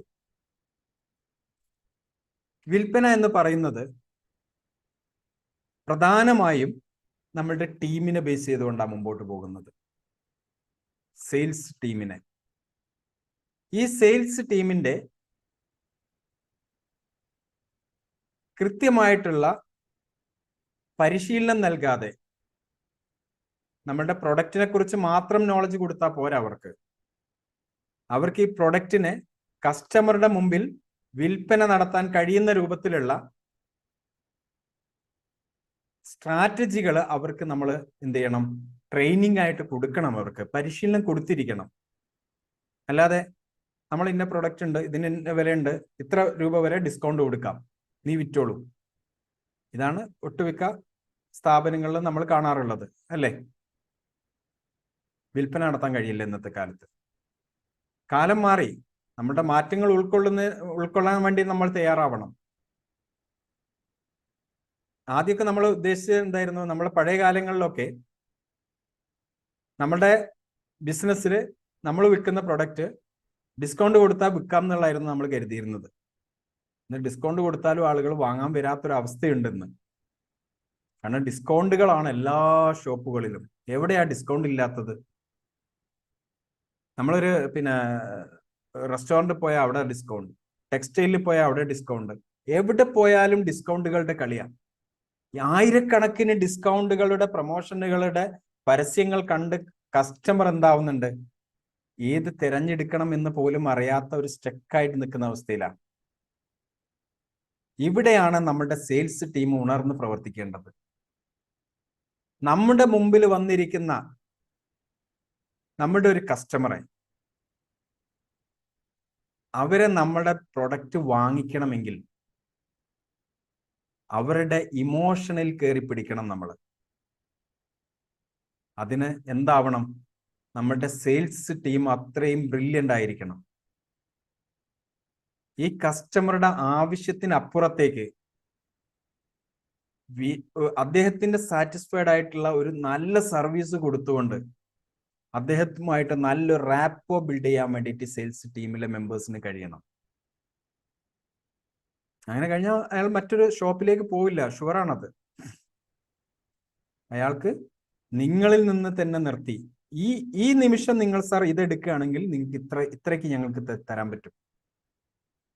സാറ് ചിലപ്പോൾ ഇവിടുന്ന് അവിടെ പോയി ഒരു മണിക്കൂർ കഴിഞ്ഞ് തിരിച്ചു വരുമ്പോൾ ഈ ഓഫർ ചിലപ്പം തരാൻ കഴിയില്ല, കമ്പനി അത് ഓഫർ അനുവദിക്കില്ല.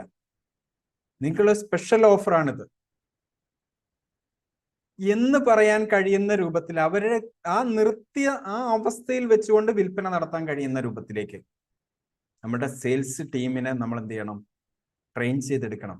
എങ്കിൽ മാത്രമാണ് ഇന്നത്തെ കാലത്തൊക്കെ ബിസിനസ് ചെയ്ത് മുമ്പോട്ട് കൊണ്ടുപോകാൻ കഴിയുള്ളൂ. അത് മാത്രം മതിയോ സെയിൽസ് ടീമിന്? സെയിൽസ് സ്ട്രാറ്റജി എന്ന് പറയുന്നത് അതല്ല. ഒന്ന് വാങ്ങാൻ വന്ന കസ്റ്റമറെ അനുബന്ധമായിട്ടുള്ള 2 or 3 പ്രൊഡക്റ്റുകൾ വാങ്ങിച്ചുകൊണ്ട് തിരിച്ചു വിടാൻ കഴിയുന്ന രൂപത്തിലുള്ള ടീമായിരിക്കണം നമ്മുടെ ടീം. അപ്പൊ നിങ്ങൾ ചോദിക്കും, ഒന്ന് തന്നെ വിൽക്കാൻ കഴിയുന്നില്ല ടീമിനെ വെച്ച്, പിന്നെ എങ്ങനെ 3 വിൽക്കാൻ കഴിയുക? വിൽക്കാൻ കഴിയും. വിൽക്കാൻ കഴിയണമെങ്കിൽ ഈ കസ്റ്റമറെ മനസ്സിലാക്കണം ആദ്യം. കസ്റ്റമറുടെ ബ്രെയിൻ അപ്പോൾ ഓപ്പൺ ആയി പർച്ചേസ് ചെയ്യാൻ വേണ്ടിയിട്ട് നിൽക്കുകയാണ് കസ്റ്റമർ ബ്രെയിൻ. ആ സമയത്തെ നിങ്ങൾക്ക് ഒന്നിന് പകരം ഒന്നിൽ കൂടുതൽ 3 ഉം 4 ഉം വിൽക്കാൻ കഴിയുള്ളൂ.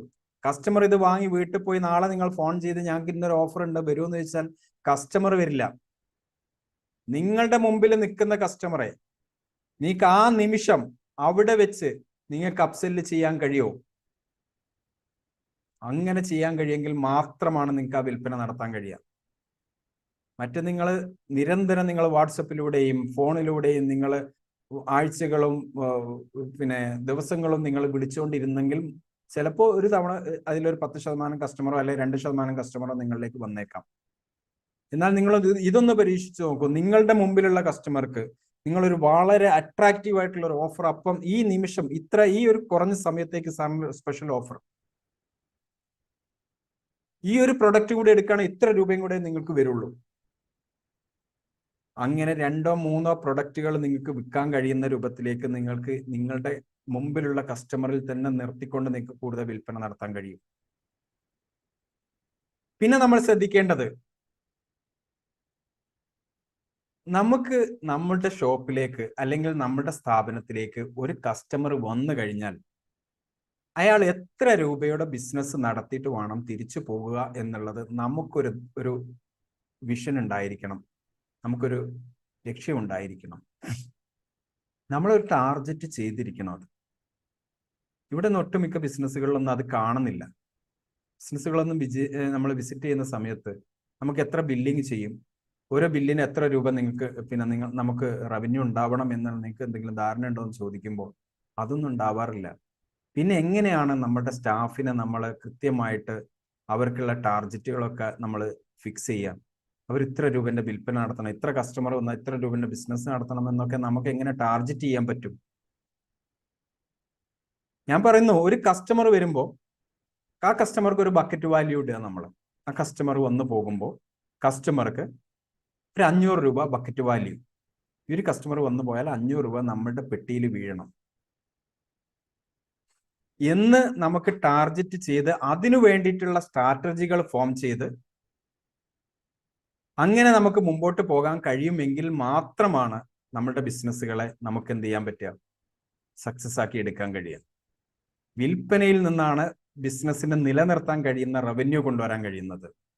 വിൽപ്പനയിൽ നമ്മൾ പരാജയപ്പെട്ടോ ബിസിനസിന്റെ മറ്റെന്ത് പാർട്ടുകൾ നിങ്ങൾ നന്നാക്കിയിട്ടും കാര്യമില്ല, ബിസിനസ്സിനെ നിങ്ങൾക്ക് മുമ്പോട്ട് കൊണ്ടുപോകാൻ കഴിയില്ല, ബിസിനസ് പരാജയപ്പെടും. ദെൻ നെക്സ്റ്റ് അടുത്ത പോയിന്റ് നമ്മുടെ ടീമാണ്. ടീമിനെ കുറിച്ച് ഞാൻ കുറച്ച് കാര്യങ്ങളൊക്കെ ഞാൻ സെയിൽസിൽ പറഞ്ഞു.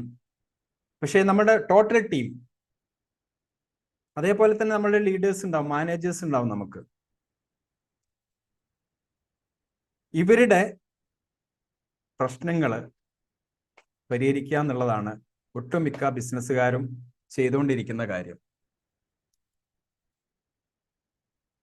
ഇവരുടെ പ്രശ്നങ്ങൾ പരിഹരിക്കുക, അഥവാ നമ്മുടെ ടീമിന്റെ പ്രശ്നങ്ങൾ തന്നെ പരിഹരിച്ചുകൊണ്ടിരിക്കുക എന്നുള്ളതാണ്. അതിന് നമ്മൾ ചെയ്യേണ്ട കാര്യം ഇതാണ്. ഒരു ടീമിനെ നമ്മൾ ഫോം ചെയ്യുന്ന സമയത്ത് തന്നെ അവർക്ക് കൃത്യമായിട്ടുള്ള പരിശീലനങ്ങൾ കൊടുത്തുകൊണ്ട് അവർക്ക് റെസ്പോൺസിബിലിറ്റീസ് അവരുടേതാക്കി മാറ്റണം നമ്മൾ.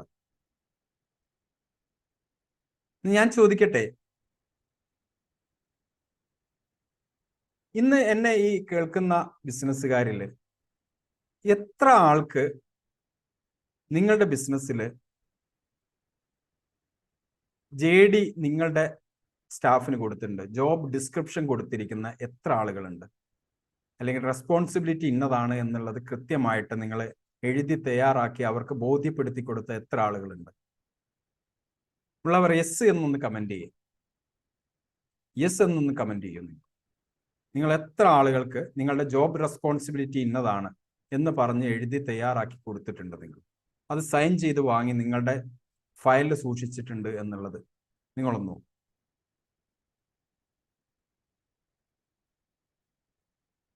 ഇങ്ങനെ നമ്മൾ ചെയ്തിട്ടില്ല എങ്കിൽ നിങ്ങളുടെ ജീവനക്കാരന് അല്ലെങ്കിൽ നിങ്ങളെ എംപ്ലോയിക്ക്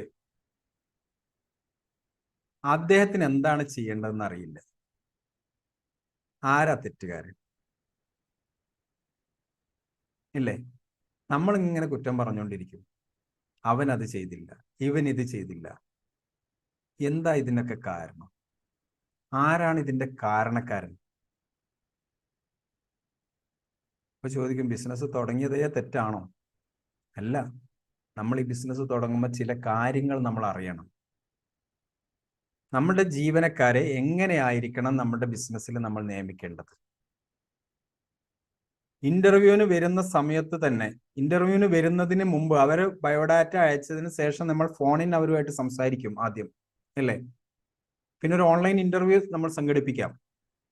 അത് കഴിഞ്ഞ് നമ്മൾ അതിൽ നിന്ന് ഷോർട്ട് ലിസ്റ്റ് ചെയ്ത് കഴിഞ്ഞാൽ അവർക്ക് JD നിങ്ങൾ കൊടുക്കുക, ജോബ് ഡിസ്ക്രിപ്ഷൻ നിങ്ങൾ കൊടുക്കുക, ആൻഡ് റെസ്പോൺസിബിലിറ്റീസ് നിങ്ങൾ പറയാം. അതിൽ പറയാം നിങ്ങൾക്ക്. ഇത് വായിച്ച് നോക്കിയിട്ട് ഇതിന് നിങ്ങൾക്ക് സമ്മതമാണെങ്കിൽ മാത്രം നിങ്ങൾക്ക് ഡയറക്റ്റ് ഇന്റർവ്യൂവിലേക്ക് വരാമെന്ന് പറയാം അവരോട്. ചെയ്യാറുണ്ടോ? എത്ര ആളുകൾ ചെയ്യാറുണ്ട്? പിന്നെ നമ്മൾ വരുന്ന ജീവനക്കാരെ കുറ്റം പറഞ്ഞിട്ട് എന്ത് കാര്യമുള്ളത്? നമ്മൾ വെറുതെ കുറ്റം പറഞ്ഞിട്ട് കാര്യമില്ല. കാരണം അവര് ഒരു സ്ഥാപനത്തിൽ ഇതിനു മുമ്പ് 5 വർഷവും 10 വർഷവും 20 വർഷവും ഒക്കെ ജോലി ചെയ്ത് എക്സ്പീരിയൻസ് ഉള്ള ആളുകളാണ് നമ്മളിലേക്ക് വരുന്നത്. യാഥാർത്ഥ്യമാണത്. പക്ഷെ അവിടെ ഒന്നും ഇവർ ഇത്തരത്തിലുള്ള ഒരു ജോബ് റെസ്പോൺസിബിലിറ്റി ഏറ്റെടുത്തിട്ടില്ല. അവർക്ക് കുറച്ച് കാര്യങ്ങളൊക്കെ അവരുടെ ഡയറക്ടേഴ്സോ അല്ലെങ്കിൽ മാനേജേഴ്സോ പറഞ്ഞു കൊടുത്തിട്ടുണ്ടാവും. കുറച്ച് ഇവരുടെ ക്രിയേറ്റിവിറ്റി ഉപയോഗിച്ച് ഇവർ ചെയ്തിട്ടുണ്ടാവും. അല്ലാതെ ഒരു ബിസിനസ്സിലെ കൃത്യമായിട്ട് മുമ്പോട്ട് കൊണ്ടുപോകാൻ കഴിയുന്ന രൂപത്തിലുള്ള ഒരു റെസ്പോൺസിബിലിറ്റി അവർ ഏറ്റെടുത്തിട്ടുണ്ടാവില്ല. അപ്പൊ അവര് എന്ത് ചെയ്യണം? ഇന്നതാണ് അവരുടെ ജോബ് റെസ്പോൺസിബിലിറ്റി എന്നുള്ളത് കൃത്യമായിട്ട് അവർക്ക് പറഞ്ഞു കൊടുക്കാൻ വേണ്ടിയിട്ട് നിങ്ങൾക്ക് കഴിയണം. അത് മാത്രം മതിയോ? പോരാ, ഓൺ ബോർഡിങ് ട്രെയിനിങ് കൊടുക്കണം. നിങ്ങൾ എന്താണ് എൻ്റെ കമ്പനിയുടെ സംസ്കാരം, എൻ്റെ കൾച്ചർ എന്താണ്, എൻ്റെ കമ്പനിയിൽ ഞാൻ എന്തൊക്കെ കാര്യങ്ങളാണ് ചെയ്യുന്നത്, ഇത് ചെയ്യാറുണ്ടോ നമ്മൾ? നമ്മളെ കമ്പനി എങ്ങനെയാണ് മുമ്പോട്ട് പോകുന്നത്, നമ്മളെ കമ്പനി ആരെയാണ് ഡിപ്പെൻഡ് ചെയ്യുന്നത്, ഏതൊക്കെ വെണ്ടേഴ്സ് ഉണ്ട് നമ്മുടെ കമ്പനിയിൽ, ഏതൊക്കെ ടൈപ്പ് ഓഫ് കസ്റ്റമേഴ്സ് ആണ് നമുക്കുള്ളത്, നമ്മുടെ കമ്പനിയുടെ അപ്രോക്സിമേറ്റ് റവന്യൂ എത്രത്തോളം വരുന്നുണ്ട്, നമ്മളെ കമ്പനി ഇപ്പോൾ ബിഗിനിങ് സ്റ്റേജിലാണോ നിൽക്കുന്നത്, അല്ലെങ്കിൽ പ്രോഫിറ്റബിലിറ്റിയിലാണോ മുമ്പോട്ട് പോകുന്നത്. ഇത്തരത്തിലൊക്കെയുള്ള കാര്യങ്ങൾ നിങ്ങളുടെ ജീവനക്കാർ അറിഞ്ഞിരിക്കണം. നിങ്ങളുടെ ജീവനക്കാരെന്ന് പറയുന്നത് നിങ്ങളുടെ ബിസിനസ്സിനെ താങ്ങി നിർത്തുന്ന തൂണുകളാണ് അവര്. ഇവര് സ്ട്രോങ് അല്ലെങ്കിൽ നമ്മുടെ ബിസിനസ് താഴ്ത്തി വീഴും, ഇല്ലേ? ഇവരെ സ്ട്രോങ് ആക്കുന്നത് എന്താണ്? ഞാൻ താങ്ങി നിർത്തുന്ന ഈ സാമ്രാജ്യം എത്രത്തോളം എത്രത്തോളം ഇമ്പോർട്ടൻ്റ് ആണ് എന്നുള്ളത് ഇവർക്ക് മനസ്സിലാവണം. ഇങ്ങനെ മനസ്സിലാക്കിയെങ്കിൽ മാത്രമാണ് നിങ്ങളുടെ ടീം സ്ട്രോങ് ആവുക. അതിനവർക്ക് വ്യക്തമായിട്ടുള്ള പരിശീലനം നൽകണം. അവരുടെ റെസ്പോൺസിബിലിറ്റി എന്താണെന്നുള്ളത് അവരെ കൃത്യമായിട്ട് നമുക്ക് ബോധ്യപ്പെടുത്താൻ വേണ്ടിയിട്ട് കഴിയണം. പിന്നെ മറ്റൊന്ന്, പല ടീം മെമ്പേഴ്സും പല രൂപത്തിലുള്ള ജീവിത സാഹചര്യങ്ങളിൽ നിന്നാണ് ബിസിനസ്സിലേക്ക് കടന്നു വരുന്നത്. നമ്മുടെ ബിസിനസ്സിൻ്റെ ഉള്ളിലെ ഓരോ റെസ്പോൺസിബിലിറ്റി ഏറ്റെടുക്കുന്നത്. ചിലത് വളരെ സ്ട്രെസ് ആവശ്യമുള്ള റെസ്പോൺസിബിലിറ്റി ആയിരിക്കും ചില ആളുകളൊക്കെ ഏറ്റെടുക്കുന്നത്, അല്ലേ? സെയിൽസിലൊക്കെ എന്ന് പറഞ്ഞാൽ നല്ല സ്ട്രെസ് ആവശ്യമുണ്ടാവും. ആളുകളുടെ കസ്റ്റമറെ കാണുന്ന സമയത്ത് റിജക്ഷനുകൾ ഒരുപാട് ഫേസ് ചെയ്യേണ്ടതൊക്കെ വരും. ഇങ്ങനെയൊക്കെ വരുന്ന സമയത്ത് നമുക്ക് ഇവരുടെ മാനസികാവസ്ഥ വലിയ പ്രധാനപ്പെട്ട ഘടകമാണ്. പ്രത്യേകിച്ച് മാർക്കറ്റിംഗ് ടീമിന്റെ ഒക്കെ മാനസികാവസ്ഥ വളരെ പ്രധാനപ്പെട്ട ഘടകമാണ്. ഞാൻ പറഞ്ഞു, നമ്മുടെ അഡ്വർടൈസ്മെന്റുകളൊക്കെ ഇമോഷണലി നമ്മുടെ കസ്റ്റമറെ കണക്ട് ചെയ്യപ്പെടണം. അതുകൊണ്ട് തന്നെയാണ് മാർക്കറ്റിംഗ് ടീം എന്ന് പറയുന്ന ആളുകൾ, അവര് ഡയറക്റ്റ് കസ്റ്റമർ അവെയർ ചെയ്യാൻ വേണ്ടിയിട്ടൊക്കെ പോകുന്ന ആളുകളാണ്. അവർക്ക് എന്ത് ചെയ്യണം? ഇമോഷണലി കണക്ട് ചെയ്യപ്പെടാൻ വേണ്ടിയിട്ട് കഴിയണം. അപ്പോൾ അവരെ രാവിലെ വീട്ടിൽ നിന്ന് വയക്കടിച്ച് വരുന്ന ആളുകളൊക്കെ ആണെങ്കിൽ അവർക്ക് ബിസിനസ്സിൽ പെർഫോം ചെയ്യാൻ കഴിയില്ല. അവരുടെ ബോഡി കംപ്ലീറ്റ് എനർജി ലെവലൊക്കെ എന്തായിരിക്കും? പിച്ച് ലെവൽ വളരെ താഴെയായിരിക്കും. നെഗറ്റീവ് ഇമ്പാക്റ്റ് ആയിരിക്കും അവരുടെ പ്രവർത്തനങ്ങളിലൊക്കെ റിസൾട്ട് ഉണ്ടാവുക. അവർ കാണാൻ പോകുന്ന ആളുകളെ സ്ഥിരമായിട്ട് കാണാൻ കഴിയാതെ വരും. ശ്രദ്ധിച്ചിട്ടുണ്ടോ? നിങ്ങളുടെ ചിലപ്പോൾ ചില ബിസിനസ്സിലൊക്കെ ഉള്ള ആളുകൾ, മാർക്കറ്റിംഗ് ടീമിലുള്ള ആളുകൾ ഇന്ന് പോയിട്ടും കാണാൻ കഴിഞ്ഞില്ല, നാളെ പോയി നാളെയും കാണാൻ കഴിഞ്ഞില്ല. കഴിഞ്ഞ ഒരു 15 ദിവസം 20 ദിവസമായി ഒരാളെ കാണാൻ വേണ്ടിയിട്ട് അയാൾ നിരന്തരം ആ 15 ദിവസത്തെ ഡ്യൂട്ടിയാണ് ഒരാളെ കാണാൻ വേണ്ടി പോകുക എന്നുള്ളത്. അപ്പോയിന്റ്മെന്റ് ഒക്കെ ആദ്യം എടുത്തിട്ടുണ്ടാവും, പക്ഷെ ചെല്ലുമ്പോൾ അയാൾ എന്തെങ്കിലും അർജന്റ് കേസുമായിട്ട് പോയിട്ടുണ്ടാവും. ഇങ്ങനെയുള്ള പ്രശ്നങ്ങളെ നിലനിൽക്കുന്നതിന്റെ കാരണങ്ങൾ ഇദ്ദേഹത്തിന്റെ ഇമോഷണലി ഉള്ള പ്രശ്നങ്ങള്, ഇന്നർ സർക്കിളിലുള്ള പ്രവർത്തനങ്ങള്. അപ്പൊ ഇതൊക്കെ എന്ത് ചെയ്യണം? ഇദ്ദേഹത്തിന് സോൾവ് ചെയ്യാൻ വേണ്ടിയിട്ട് നമ്മളുടെ ഭാഗത്തു നിന്നുള്ള ട്രെയിനിങ് പ്രോഗ്രാമുകൾ ഇദ്ദേഹത്തിന് കൊടുത്തോണ്ടിരിക്കണം. കാരണം ഒരു ബിസിനസ്സിലേക്ക് ഇൻവോൾവ് ചെയ്യുമ്പോൾ മൈൻഡ് സെറ്റ് എങ്ങനെയായിരിക്കണം, കസ്റ്റമറെ നമ്മൾ കോൾ ചെയ്യുന്ന സമയത്ത് നമ്മളുടെ മൈൻഡ് സെറ്റ് എങ്ങനെയായിരിക്കണം. കാരണം എങ്ങനെയെങ്കിലും ഒരു കസ്റ്റമറെ പിടിച്ച് ഇദ്ദേഹത്തിനെ കൊണ്ട് ഇത് പർച്ചേസ് ചെയ്യിക്കുക എന്നുള്ളതിനപ്പുറത്തേക്ക് അദ്ദേഹത്തിന്റെ മൈൻഡ് സെറ്റിലേക്ക് കയറി പിടിക്കാൻ കഴിയുന്ന രൂപത്തിലുള്ള വാക്കുകളും പ്രവർത്തനങ്ങളും ഇമോഷനുകളും ഇദ്ദേഹത്തിൽ നിന്ന് പ്രസരിപ്പിക്കാൻ വേണ്ടിയിട്ട് തയ്യാറാവണം. കാരണം അത് അദ്ദേഹത്തിന്റെ ചിന്തകളിൽ നിന്നാണ് അതൊക്കെ ഉരുത്തിരിയുന്നത്, ക്രിയേറ്റിവിറ്റിയിൽ നിന്നാണ് വരുന്നത്. അപ്പോ ഇത്തരത്തില് നമ്മളുടെ ടീമിനെ കൃത്യമായിട്ട് ട്രെയിൻ ചെയ്ത് അവരുടെ പോസിറ്റീവ് മൈൻഡ് സെറ്റിലൂടെ അവരെ കൊണ്ടുവന്ന് ബിസിനസിന്റെ ആ ഒരു ബിസിനസിന്റെ ടോട്ടൽ ലാൻഡ്സ്കേപ്പിൽ, നിങ്ങളുടെ ബിസിനസിന്റെ ഉള്ളില് വർക്ക് ബേസിൽ കംപ്ലീറ്റ് ഒരു പോസിറ്റീവ് എനർജി കൊണ്ടുവരാൻ കഴിയുന്ന രൂപത്തിലേക്ക് നിങ്ങളുടെ ടീം വളരണം. അങ്ങനെ വളർന്നിട്ടില്ലെങ്കിൽ പരാജയം എന്നുള്ളത് നമ്മുടെ തൊട്ട് മുമ്പിലാണ് എന്നുള്ളത് നമ്മൾ മനസ്സിലാക്കുക. നമ്മൾ നമ്മളുടെ ടീമിൽ ഇൻവെസ്റ്റ് ചെയ്യുന്ന പണം ഒന്നും നമുക്ക് നഷ്ടപ്പെടില്ല. അവരെ കൃത്യമായിട്ട് നമുക്ക് മോണിറ്റർ ചെയ്യാം, അവരിൽ നിന്ന് റിസൾട്ട് എടുക്കാൻ വേണ്ടിയിട്ട് കഴിയും. ഇങ്ങനെ ചെയ്തെങ്കിൽ മാത്രമാണ് നമ്മുടെ ടീം നമുക്ക് വളർത്തിയെടുക്കാൻ പറ്റുള്ളൂ.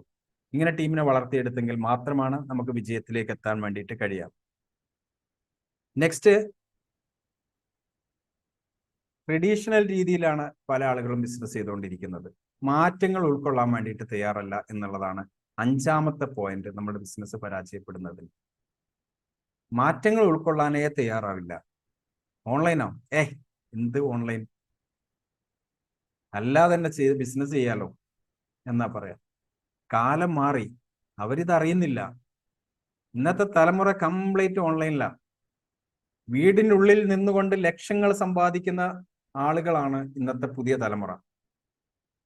ഒരു കമ്പ്യൂട്ടറും അല്ലെങ്കിൽ ഒരു ലാപ്ടോപ്പും ഒരു ടേബിളും ഉണ്ടെങ്കിൽ, ഇന്റർനെറ്റും ഉണ്ടെങ്കിൽ അവർ ലക്ഷങ്ങൾ വീട്ടിലിരുന്നുകൊണ്ട് സമ്പാദിക്കുന്നുണ്ട്. അവരുടെ മുമ്പിലാണ് നമുക്ക് ബിസിനസ് ചെയ്യേണ്ടത്. അവരാണ് നമ്മുടെ ടാർഗറ്റഡ് കസ്റ്റമേഴ്സ്. മാറ്റങ്ങൾ ഉൾക്കൊള്ളാൻ തയ്യാറല്ലെങ്കിൽ, ഓൺലൈനിൽ ആവേണ്ട ബിസിനസ്സുകളാണെങ്കിൽ ഓൺലൈനിലേക്ക് തന്നെ പോയിക്കൊണ്ടിരിക്കണം. ഇന്നത്തെ ഒട്ടുമിക്ക ബിസിനസ്സുകളും ഓൺലൈനിലും ഓഫ്ലൈനിലും വർക്ക് ചെയ്യാൻ കഴിയുന്ന ബിസിനസ്സുകളാണ് ഇന്ന് ഒട്ടുമിക്ക ബിസിനസ്സുകളിലും. നമുക്കറിയാം, നമ്മുടെ നാട്ടിൻ പ്രദേശങ്ങളിലൊക്കെ ഉള്ള ചെറിയ ചെറിയ ഗ്രോസറി ഷോപ്പുകൾ, മറ്റുള്ള സ്റ്റേഷനറി ഷോപ്പുകൾ, ഫാൻസി ഷോപ്പുകളൊക്കെ ഉണ്ട്. ഇവർക്കൊക്കെ ഓൺലൈൻ പ്രസൻസ് ഉണ്ടാക്കിയൂടെ? ഇന്ന് സോഷ്യൽ മീഡിയ അത്രയും കൂടുതലായിട്ട് ആളുകൾ ഉപയോഗിച്ചുകൊണ്ടിരിക്കുകയല്ലേ. എന്തുകൊണ്ട് ഇവർ മാറുന്നില്ല? എന്താണ് ഇതിന് വേണ്ട കൂടുതൽ ഇൻവെസ്റ്റ്മെന്റ്? എന്താണ്? ഒരു ഇൻവെസ്റ്റ്മെന്റും വേണ്ട. സ്വന്തം കയ്യിലുള്ള മൊബൈൽ ഫോൺ ഉണ്ടെങ്കിൽ ഇന്ന് ഓൺലൈനിൽ പ്രസൻസ് കൊണ്ടുവരാം, ഇല്ലേ? ഇതിന് ആളുകൾ തയ്യാറാവുന്നില്ല. മാറ്റങ്ങൾ ഉൾക്കൊള്ളാൻ വേണ്ടി തയ്യാറാവുന്നില്ല. ഞാൻ എങ്ങനെയാണോ ജീവിച്ചത് അതേപോലെ തന്നെ ഇനിയും ഞാൻ ജീവിക്കുള്ളൂ. പക്ഷേ കഴിഞ്ഞ ഒരു കാലഘട്ടം ഉണ്ടായിരുന്നു അങ്ങനെ. പക്ഷേ ഇന്ന് കസ്റ്റമർ എന്താണോ പ്രതീക്ഷിക്കുന്നത്, എവിടെയാണോ കസ്റ്റമർ ഉള്ളത്, അവരുടെ മുമ്പിൽ പോയിട്ട് നമ്മളുടെ ബിസിനസ്സിനെ പ്രസന്റ് ചെയ്തിട്ടില്ല എങ്കിൽ ബിസിനസ് പരാജയപ്പെടും. പുതുമകൾ കൊണ്ടുവരാൻ, ന്യൂ ട്രെൻഡുകളുടെ നമുക്ക് കൊണ്ടുവരാൻ വേണ്ടിയിട്ട് നമ്മളുടെ ബിസിനസ്സിൽ നമുക്ക് കഴിയണം. കാരണം ആളുകൾ ട്രെൻഡിന് പുറകെയാണ് പോയിക്കൊണ്ടിരിക്കുന്നത്. എന്താണ് പുതിയത്? നാളെ എന്താണ് പുതിയതായിട്ട് എനിക്ക് ഉപയോഗിക്കാൻ കഴിയുക, അല്ലെങ്കിൽ പുതിയ ട്രെൻഡ് എന്താണ് വരുന്നത്? ഇതിനെ നോക്കിക്കൊണ്ടാണ് ആളുകളുടെ ജീവിതം മുമ്പോട്ട് പോകുന്നത്. പണമല്ല പ്രശ്നം, പവർ വരട്ടെ എന്നാണ് ഉപഭോക്താവിന്റെ രീതി. അങ്ങനെ നമ്മൾ അതിൽ നിന്ന് വിജയിക്കണമെങ്കിൽ നമുക്ക് മാറ്റങ്ങൾ ഉൾക്കൊണ്ടുകൊണ്ട് മാത്രം മുമ്പോട്ട് പോയെങ്കിൽ മാത്രമാണ് ബിസിനസ്സിനെ വിജയിപ്പിക്കാൻ കഴിയുക. ഇന്നത്തെ നമ്മളുടെ ടോപ്പിക്ക് ഞാനിവിടെ അവസാനിപ്പിക്കുകയാണ്. നമ്മൾ 5 പോയിന്റുകളാണ് നമ്മൾ പറഞ്ഞത്. ഒന്ന്, നമ്മുടെ മാർക്കറ്റിന്റെ, നമ്മുടെ ടാർഗറ്റ് ഉപഭോക്താക്കളുടെ ആവശ്യങ്ങൾ മനസ്സിലാക്കിയിട്ടുള്ള ബിസിനസ്സുകൾ അല്ലെങ്കിൽ ബിസിനസ് പരാജയപ്പെടും. 2, ഫിനാൻസ് മാനേജ്മെന്റ്, അത് കൃത്യമായിട്ട് നമുക്ക് കൈകാര്യം ചെയ്യാൻ കഴിഞ്ഞിട്ടില്ലെങ്കിൽ നമ്മുടെ ബിസിനസ് പരാജയപ്പെടും. 3, മാർക്കറ്റിങ്ങും സെയിൽസും ഒരു ബിസിനസിന്റെ ജീവവായുവും ജീവരക്തവുമാണ്. ഇത് രണ്ടും കൃത്യമായിട്ടുള്ള സ്ട്രാറ്റജികൾ ഉൾപ്പെടുത്തി മുമ്പോട്ട് പോയിട്ടില്ലെങ്കിൽ ആ ബിസിനസ് പരാജയപ്പെടും.